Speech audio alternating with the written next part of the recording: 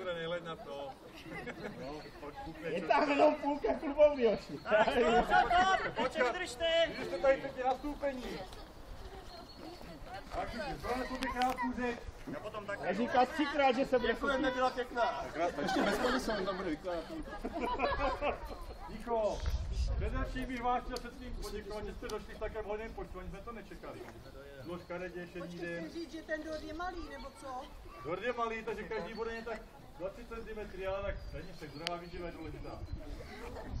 Takže vám děkuji, že jste došli, budete na památeční fotografii a zúčastníte se jedinečné příležitosti získat století Skautcyklu zdarma. Hrách na konci této akce zorganizuje losování, které proběhne tady v obrovském kruhu. Další část po tento fotení bude konzumace toho dortu. Pak provedeme takzvaný skok do nového století.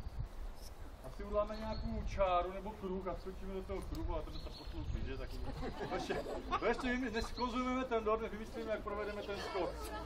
Možná z toho okna na schody, by to nebylo špatné.